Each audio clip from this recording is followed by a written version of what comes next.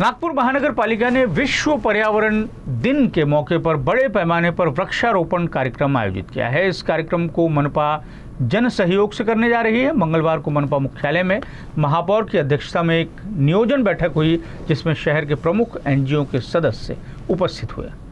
महापौर नीता ठाकरे की अध्यक्षता में आयोजित इस बैठक में स्थायी समिति अध्यक्ष शिवानी दानी और सत्ता पक्ष नेता नरेंद्र बोरकर समेत मनपा के संबंधित विभागों के अधिकारी उपस्थित थे। इस बैठक में 5 जून विश्व पर्यावरण दिन से लेकर 21 जून विश्व योग दिवस तक कार्यक्रम तय हुआ है, जिसमें वृक्षारोपण के साथ ही स्वच्छता पर भी जोर दिया गया है। सत्ता पक्ष नेता नरेंद्र बोरकर ने बताया कि इस कार्यक्रम के अंतर्गत बड़े पैमाने पर वृक्षारोपण किया जाएगा।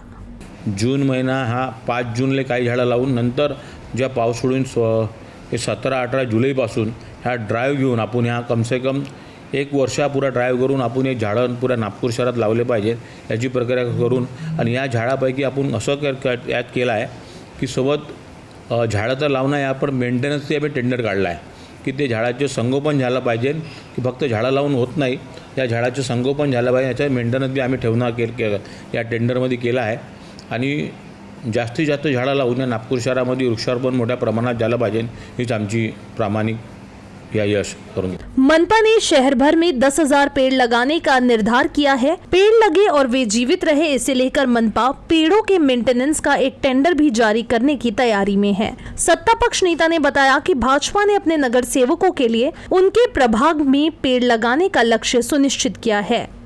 सर्व नगरसेवकाच्या सभापतीची मीटिंग घेऊन त्यांना ते कळवलं आहे आणि एनजीओ सोबत मीटिंग घेऊन आज ते कळवलं आहे आणि खालपर्यंत नगरसेवकापर्यंत हे कसपर्यंत पोहोचेल यापर्यंत आपण एक तयारी दर्शवली आहे आणि आत्तापासूनच आम्ही कामाला लागलो आहे। आम्ही थोडंसं 1 महिना लेट झालो आहे, आपल्या माहितीनुसार 1 महिना आम्ही लेट झालो आहे। 1 महिन्याची लेट झालो की आम्ही आत्तापर्यंत स्पॉट निवडून घ्यायला पाहिजे होते। आम्ही स्पॉट निवडायच्या उद्यापासून आम्ही तयारी करणार आहोत आणि प्रत्येक स्पॉट निवडून त्या प्रभागात आपण तेथे झाडं लावणार आहोत आणि चांगले झाडं जे हवा येऊ शकतात किंवा वायू देऊ शकतात, नंतर त्याला सावली देऊ शकतात असे झाडं आम्ही लावणार आहोत।